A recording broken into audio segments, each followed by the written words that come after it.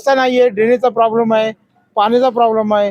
त्याच्यामुळं ही इथली आपले नागरिक आहेत ते त्रस्त आहेत. तर त्यांचा म्हणणं असं आहे की आम्हाला काहीतरी नवीन बदल पाहिजे.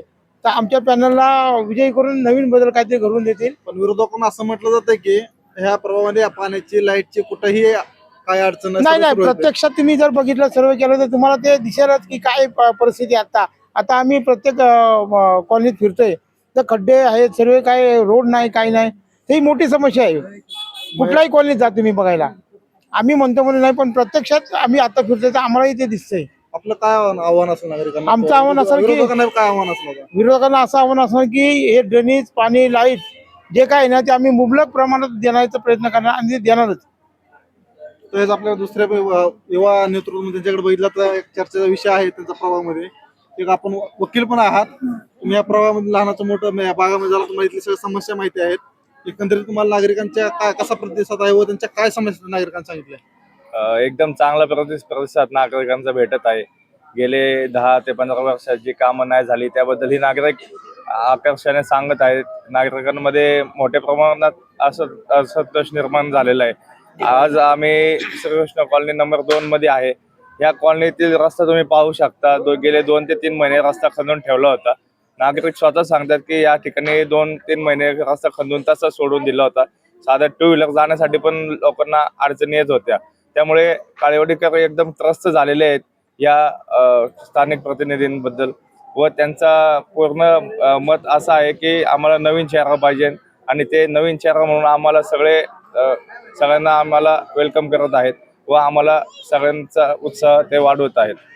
तसंच आपण प्रभागामध्ये फिरत आहात, आता तुम्ही बी शेजारच्याच गल्लीमध्ये राहतात, आपल्याला इथल्या समस्या माहित आहेत. आपण इथं सोडवण्याच्या नागरिकांनी तुम्हाला आज येताना काय तुम्हाला प्रतिसाद दिला, तुम्हाला नेमकं काय समस्या सांगितली? नागरिकांचा प्रतिसाद ह्या पॅनल कडेच आहे, अतिशय चांगला प्रतिसाद. कारण नागरिक अतिशय त्रस्त झालेले आहेत. कितीतरी दिवस या वर्ष झाली निवडून आले, 2-2 टाइम निवडून आलेत, पण एकही रस्ता कुठंच चांगला नाही की नळाचे कलेक्शन नाहीत की ड्रेनेज लाईन साफ नाही आहेत, लाईटी नाही आहेत. तुम्ही आम्ही सांगताय म्हणून नाही, तुम्हाला सर्वे केलं तर प्रत्येक कॉलनीत आणि प्रत्येक रोडवर तुम्हाला त्रस्त असलेले नागरिक दिसतील. त्यांना एक नवीन चेहरा म्हणून शिवसेनेच्या पॅनलकडे त्यांची आशा आहे. ते चांगल्या आमचा प्रतिसाद करत आहेत, स्वागत करत आहेत. आणि मी जनतेला एकच आव्हान करते, तुम्हाला जर काळेवाडीच्या विकासासाठी जर तुम्हाला नगरसेवक पाहिजे असतील तर फक्त शिवसेनेच्या पॅनललाच वोट करा.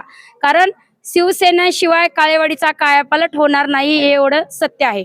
आणि बघितलं तर विरोधक असं म्हणतात की आम्ही निधी मंजूर केला पण तो प्रशासनाच्या काळात ती विकास कमी झाली नाही, त्यावर काय सांगा? दादा, निधी मंजूर झाला हे झाला नाही. आणि निधी मंजूर काम कसं करून घ्यायचं प्रशासनाकडनं, लोकांना त्रास होतोय. मी कुठल्या सत्तेवर पण नव्हते तरी पण मी रस्त्यावर उतरून खड्ड्यात बसून प्रशासनाकडून कसे रस्ते करून घ्यायचे हे मला चांगलं माहित झालेलं आहे.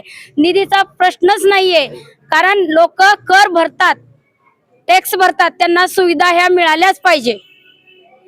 तर आपल्या संस्थांनी माजी नगरसेवक म्हणून आपण पद भूषवलेलं आहे.